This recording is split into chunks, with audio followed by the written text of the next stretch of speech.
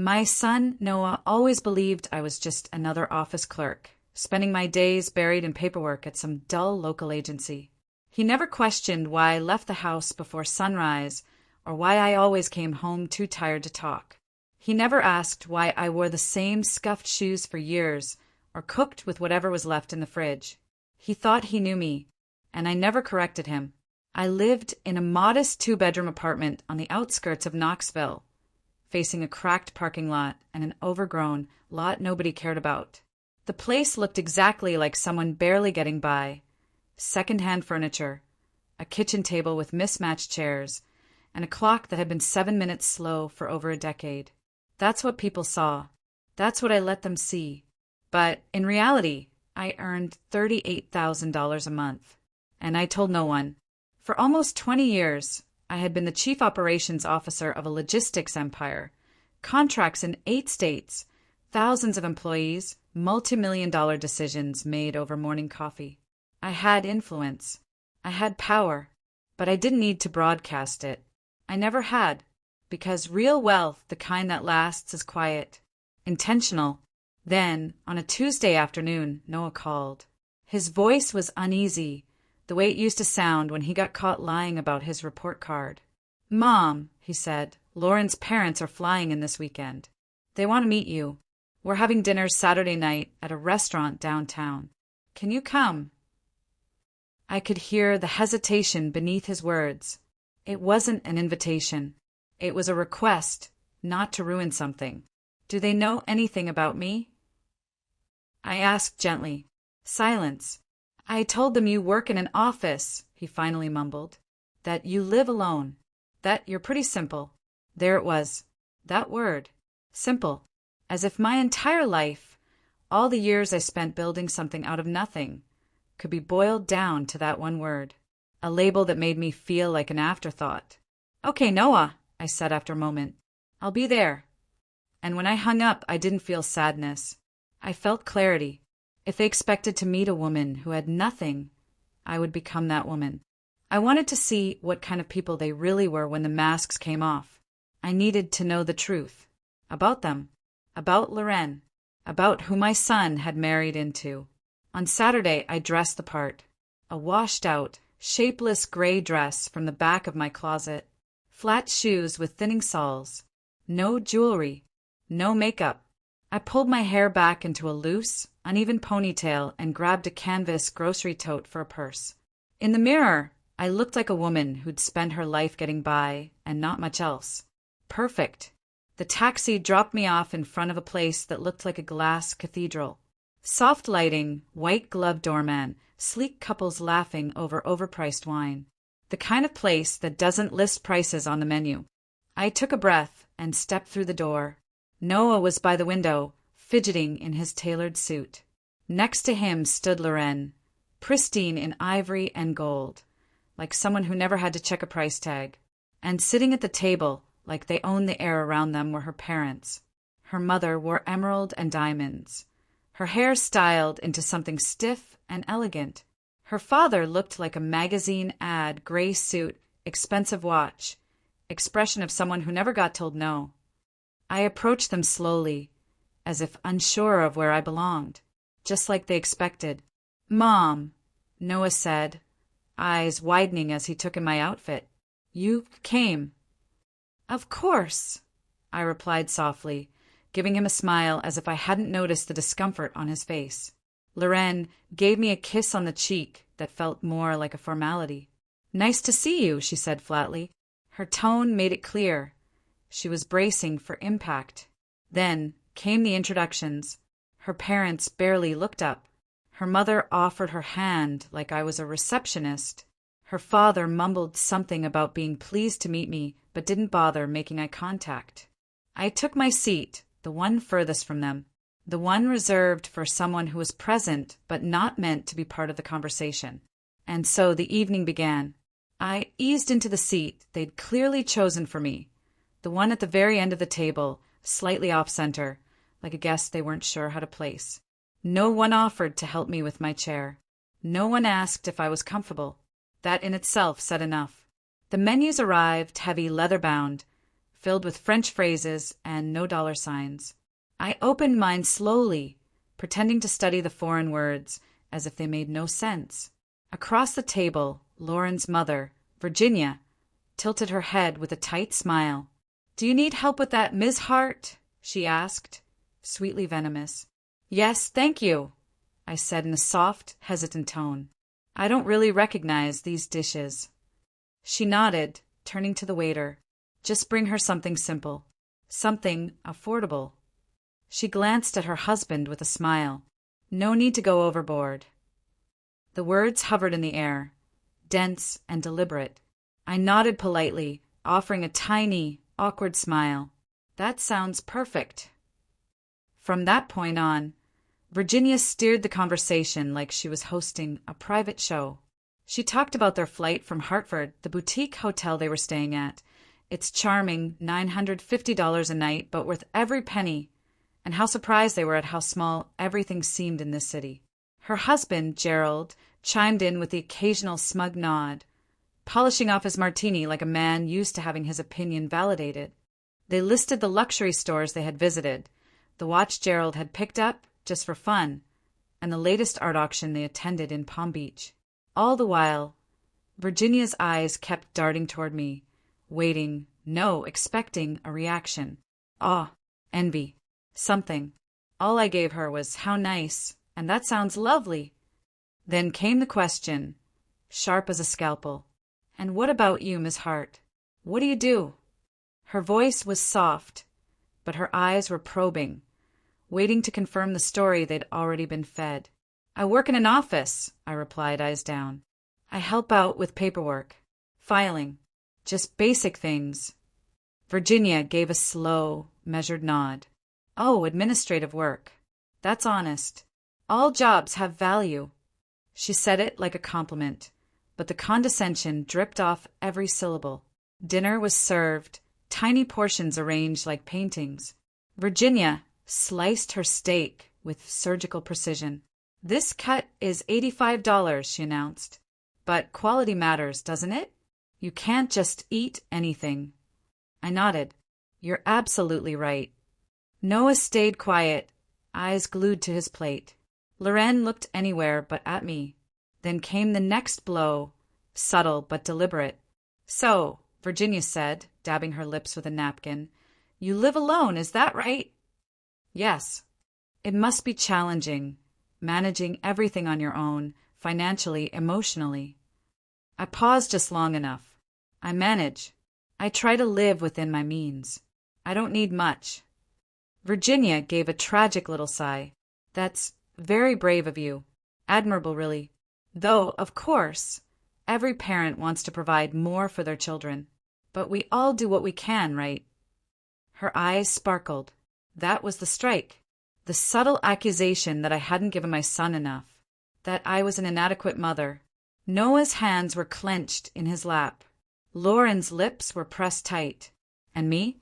I just smiled and said, "Exactly. We all give what we can."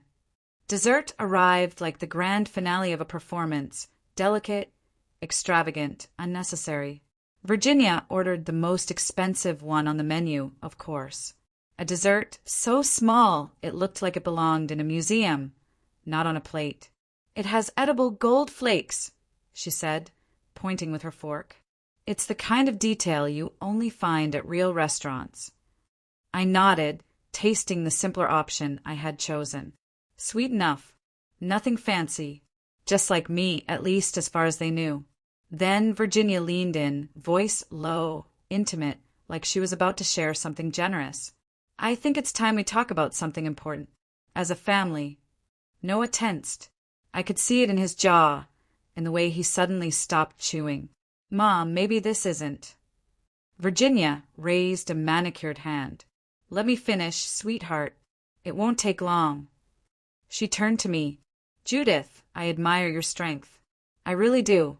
Raising a child alone, working a humble job, it takes courage. But now Noah is married. He's building a future with our daughter, and we want to make sure nothing stands in their way." She smiled again, sympathetic, concerned, completely calculated. "We've helped them quite a bit," she added. down payment for the house, covered their honeymoon. We support them however we can, and will continue to, but we believe it's time for them to focus on their own life without distractions. The room froze. Even the clink of forks seemed to stop. A distraction?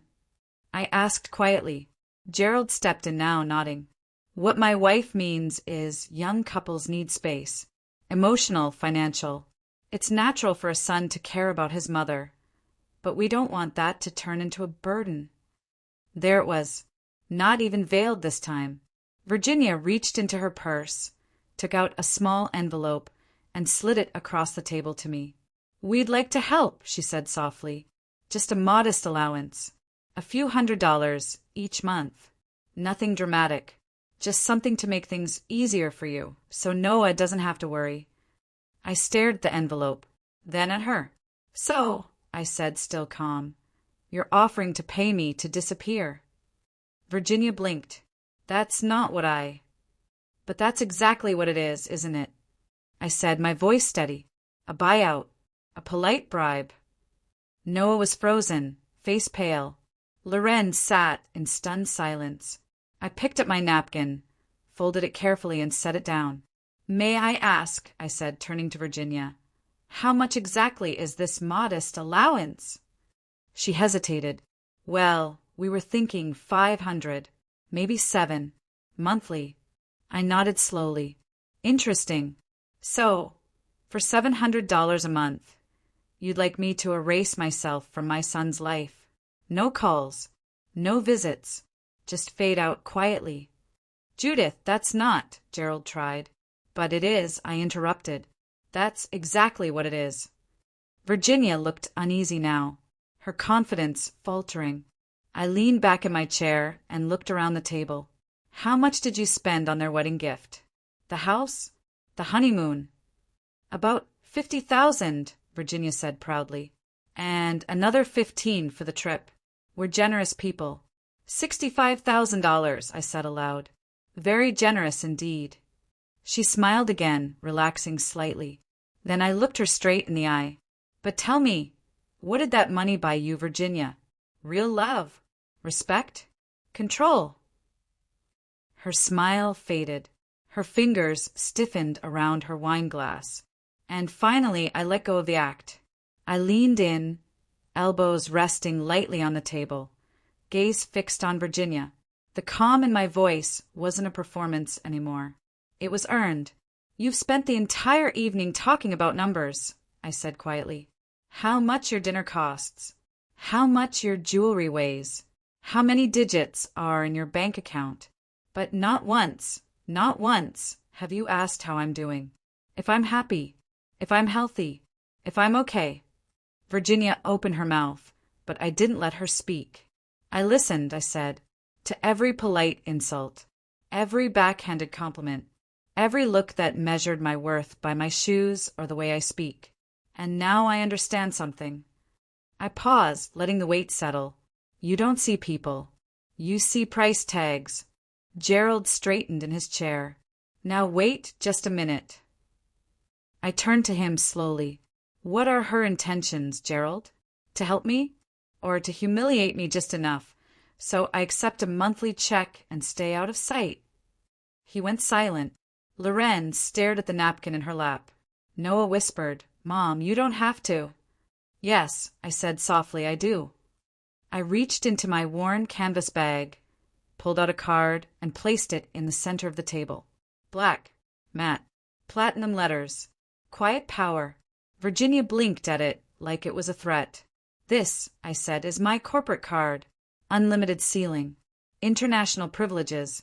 The kind of card that doesn't need to prove anything. Gerald leaned forward slightly. You work. I looked him dead in the eye. I am the senior operations executive for one of the largest infrastructure firms in the Southeast. I manage budgets larger than your entire real estate portfolio. I sign contracts that could buy this building. Silence fell like a dropped glass. I've held that position for 19 years, I continued. Before that, I climbed from nothing. Night school, cheap motels, diapers and deadlines. I built everything I have from dust. No inheritances. No shortcuts. Virginia stared at me like she didn't recognize who I was. And she didn't. She never did. And you know why Noah didn't know? I said, turning to my son, because I didn't want him to grow up thinking money was the answer to everything. I wanted him to understand value, not price. Noah's eyes glistened. Loren looked shattered. Gerald seemed to shrink into his suit. Virginia finally spoke, her voice brittle. If all this is true, why would you live like this? I smiled, because I don't need to impress anyone, because the people worth knowing don't care what I wear or where I live, and because I needed to see how you'd treat me if you thought I had nothing. I picked up my card, slipped it back into my bag, and exhaled slowly. And now I know. Virginia didn't speak right away. She sat with perfect posture, but her hands betrayed her.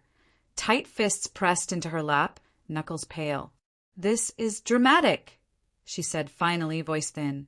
You played us. You deceived us. I met her eyes. No, I revealed you. There's a difference. Gerald shifted uncomfortably. You came here with an agenda. I came here with silence, I said. You filled in the rest. Noah stood suddenly, knocking his napkin to the floor. His voice cracked. That's enough. He looked at Virginia. You talked down to her all night. You offered her money to stay away from me. She misunderstood, Virginia tried. She understood exactly what you meant, he snapped. And so did I. Loren, quiet until now, looked up with tear-filled eyes. I didn't know they would do that. I swear. I nodded. But you knew who they were. You've seen them treat people this way before, haven't you? She opened her mouth, closed it again, then nodded slowly. Noah turned to me. Mom, I'm sorry. For not asking more. For never seeing who you really are. I reached out and took his hand. You saw what I wanted you to see, Noah. That wasn't your fault. Virginia stood now, her voice rising. You don't get to humiliate us and act righteous. We're still family. Yes, I said calmly. But now I know exactly where you stand. And you know where I do. I turned to Loren. You have a choice. You can repeat what they are, or you can be something else. She blinked, then slowly nodded. I want to be better. I hope you mean that, I said gently. Because what happened tonight, it's not about money. It's about respect. And that's not something you can buy. Gerald opened his mouth to protest again, but this time Virginia stopped him. Her voice had changed, lower, strained. I don't want this to tear our family apart. I looked at her and said, that depends on how much you're willing to let go of control. Because from now on, I won't tolerate anything less than respect. I stood, my bag over my shoulder, my head held high, and just before I left, I said the last thing they needed to hear. Money makes you powerful, but how you treat people, that's what makes you human. Then I walked out. The night air hit my face like a wave of truth. I walked out of that restaurant not just as someone who had revealed a secret, but as someone who had finally stopped hiding. Noah caught up to me outside.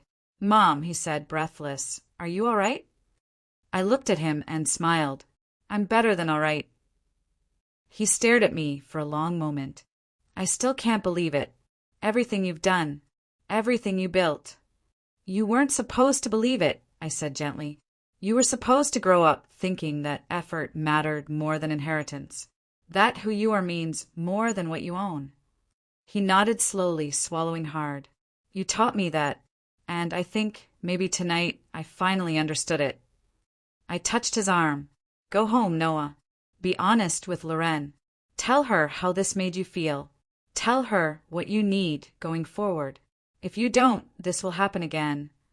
I will, he promised. We hugged, really hugged, and for the first time in years I felt seen. Not as a mother, not as a woman in old shoes, but as a whole person. A few minutes later, I was in a cab, headed home through a city that had never known my name. My apartment was just as I left it. Plain, quiet, safe. I changed into pajamas, made myself tea, and sat on the sofa. No television. No phone. Just silence. The kind of silence that speaks. I looked around at the modest furniture, the scuffed floor, the worn throw blanket, and for the first time in a long time, I didn't feel like I was pretending. I wasn't hiding. I was simply living. The next morning, I woke early out of habit, brewed a strong cup of coffee, sat by the window, and watched the world unfold. And then the message came from Loren. Please, if you'll let me, I'd like to come talk to you. Not as your daughter-in-law, as a woman trying to unlearn everything she was taught. I stared at the message for a moment, then typed back, not today, but soon, and only if you come as yourself. 3 days later, she showed up. No makeup, hair tied back, jeans and sweatshirt. She looked younger, softer, scared. We sat in silence for a long time. Then she said, "I'm sorry." And I believed her, not because she said it, but because she meant it. She told me stories about growing up in a house where appearances were everything, where love was earned with obedience, where silence was survival.